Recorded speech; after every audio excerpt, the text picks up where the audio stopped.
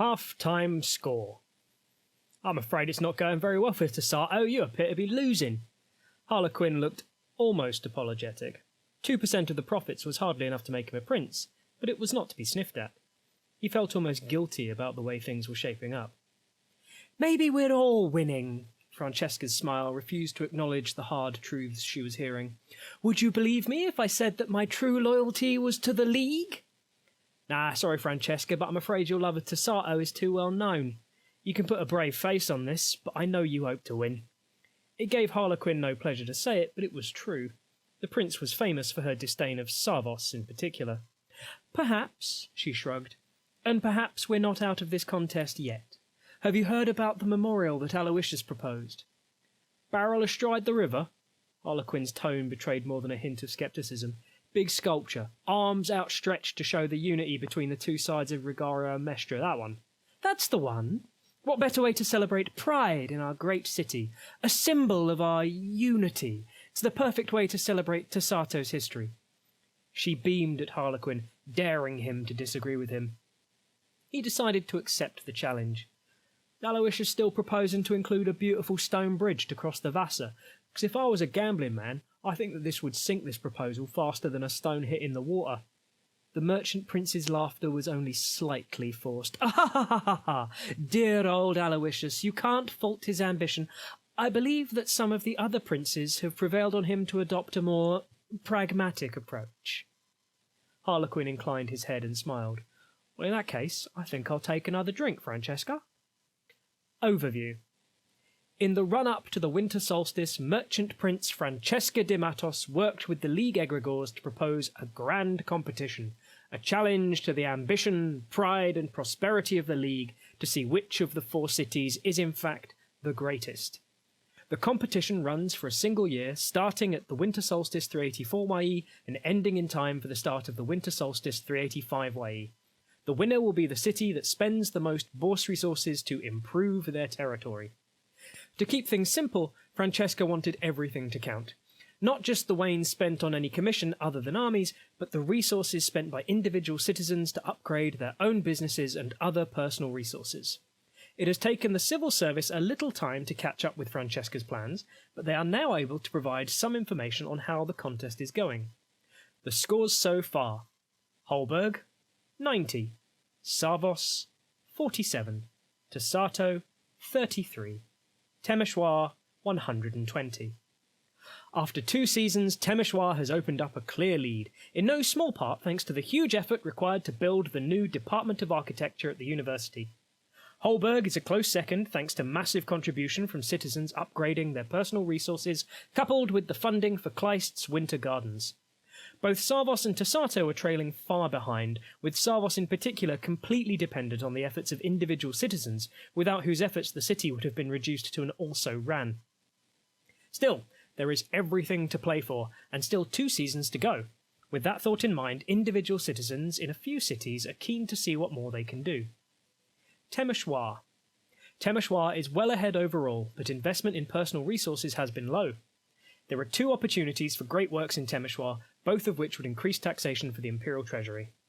The city of Temeshwar has opened up a commanding lead in the contest, more than 30 wains ahead of its nearest rival. However, with the construction of the new department at the university now complete, there are concerns that the supply of building projects could dry up.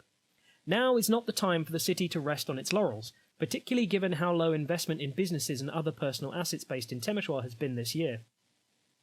One way to ensure victory in the contest might be to build on Ratibor's legacy and the success of the campaign against the Vig.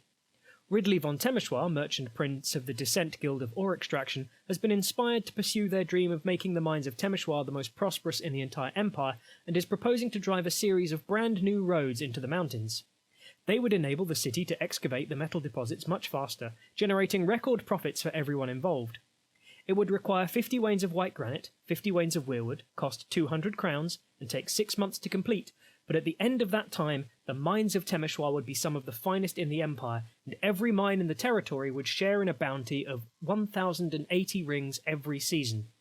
Every business in the territory would get a share of 50 random ingots of metal, and the custodian of the Assayers Guild would gain 2 additional ranks to their ministry.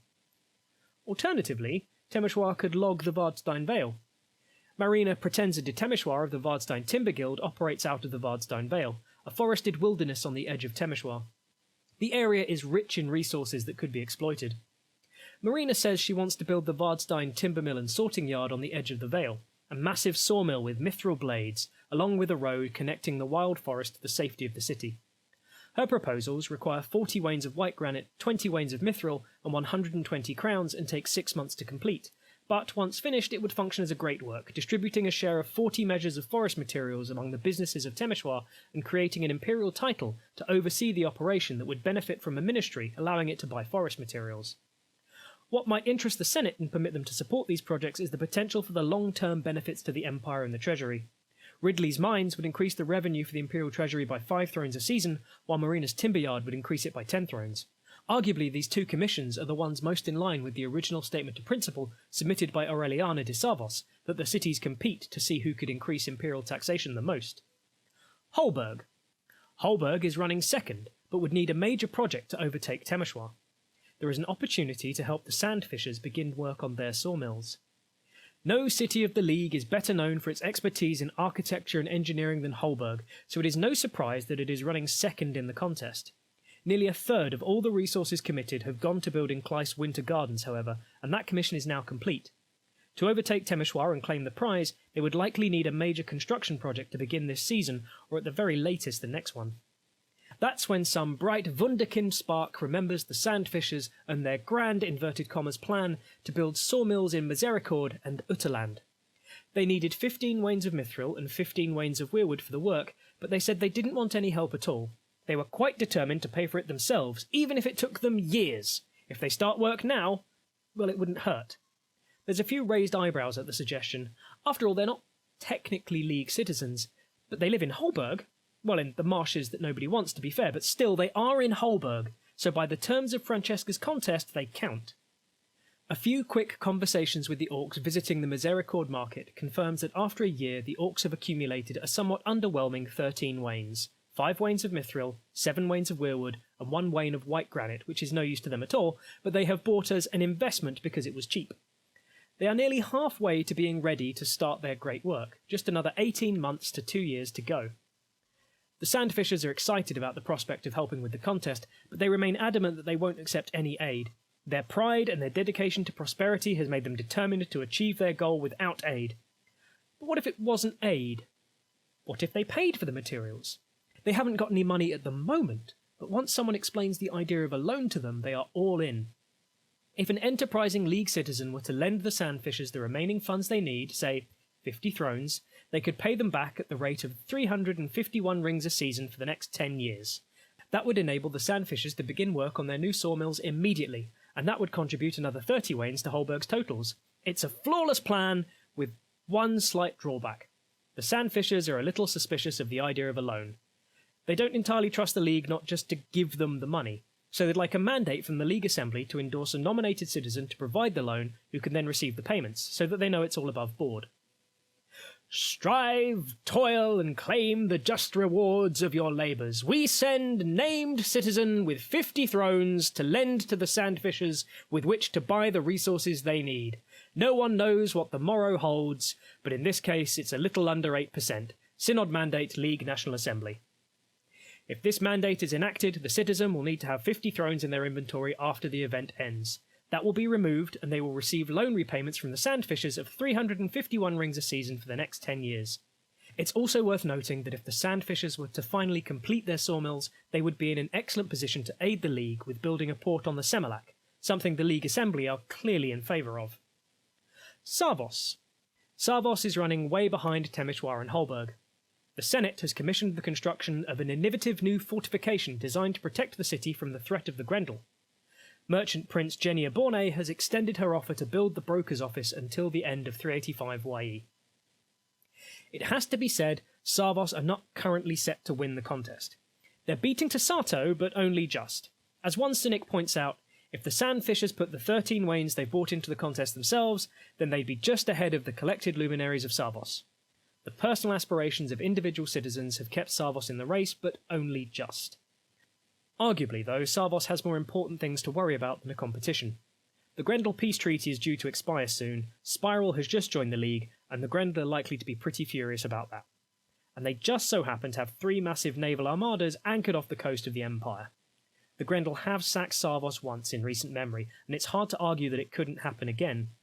What is needed, urgently, is a major fortification effort to secure Sarvos. Our Lady of Pride exists, but by itself it will simply not be enough to hold off a Grendel armada. What should do just that is the coastal defences proposed by Menno van Risshoff. These have now been commissioned by the Imperial Senate, but after a season there has been no meaningful progress on their construction. The construction needs 130 wains of white granite. Thus far, concerned citizens have provided 5 thrones. The influential merchant princes of Sarvos are keen to support the new commission as much as possible. It's the perfect way to get Sarvos back in the race and to secure the city against the depredations of the Grendel. To that end, they are prepared to match the white granite contributed to the project with 1 wain of their own for every 2 wains submitted for the next 2 seasons. Even then, the fortification would not be complete until 2 seasons after the peace treaty expires, but perhaps even that problem could be resolved with the right magic. The fortification is not the only possibility. While Sarvos' destiny as the City of Masks is secured, there are still opportunities to both refurbish the Glass Palace, the Grand Theatre, and establish the greatest taste, the open-air banquet, in the city. Beautiful follies both, they would greatly contribute to Sarvos' position as a centre of culture in the Empire. Perhaps a little more practically, Merchant Prince Genya Borne argues that now is the perfect opportunity to establish the broker's office that she first proposed more than a year ago. The prince is eager to place her network of agents and buyers at the disposal of the city, and the contest has fired her imagination, so she is prepared to wait 2 seasons more until the end of 385 YE before she permanently disposes of her assets. Tasato. Tasato looks set to finish last. It has invested barely a quarter of the totals managed by the front-runner Temeshwar. Tasato could commission a great statue of Barrel, Merchant Prince of Tasato, and one of the founders of the League. Tasato's performance thus far has been uninspiring. They are a long way behind Sarvos, who are themselves in 3rd place. In fact, if it weren't for the efforts of Astrid Felvenring to repair the damage done to the Blood Red River Museum in Tasato, there would have been almost no wains invested in the city at all. It's a sorry state of affairs, and one made all the more bleak by the destruction of the Sapphire Stair by the Jotun. Rebuilding that would require 30 wains, which would nearly double the city's current total, but it's hard to think of that as an investment, given that it would only replace what has just been destroyed. While scratching around for ideas, someone suggests the statue of Il Volpe that was proposed a few years ago. But Il Volpe is dead, so it's unlikely that there are any more wains to be had from that source. It seems like a dead duck. But what if Tasato had a great statue of its own, not of Il Volpe, but of one of the founders of the League? At the time the Empire was being established, Aldonis de Sarvos met with 2 co-conspirators, Barrel, Merchant Prince of Tasato, and Maria Ivanova, Boyar of Temeshwar. The 3 agreed to support the First Empress, and in doing so they created the idea of the League, an alliance of great cities that would come together as a nation with equal power and importance to Highguard and the other nations. It was an extraordinary achievement, one for which Aldonis was rightly recognised as an exemplar by the Imperial Synod. But Barrel has never had the recognition he deserves. Even today, there are precious few statues or memorials to this hugely important figure. There is a large portrait of Barrel hanging in the apartments of the Master of the Imperial Mint. Tasato could use the painting as the basis for a great statue that would stand in the centre of the Vassa, arms outstretched in either direction, a symbol of Regario and Mestra coming together, just as the cities of the League came together. The proposal is a grand folly, taller than the Mint and visible from the roof of any house in the city. It would need to be coupled with concerted efforts in the Synod, but if Barrel were made an exemplar, or if true Lao were found to consecrate the statue, who knows what benefits it might offer? Perhaps the Lepidean librarian could be engaged to look into the life of Barrel. Many historical accounts speak of him as a man of not only grand ambition and prosperity, but also one who took immense pride in his position as the leader of the greatest city on the Bay of Katazar. It wouldn't be cheap, but that is the consequence of ambition. If no price is too high to realise your dreams, then nothing can stand in your way. By itself, it wouldn't be enough to get Tasato back in the running to win the contest, but with the right consecration, it would lift the pride of every Tasatan who gazed upon it, and that might just be more important. For further reading, please see The Wind of Fortune, The Money Goes Round, Winter 384 YE Wind of Fortune, introducing the competition and listing some prior building opportunities for each of the cities.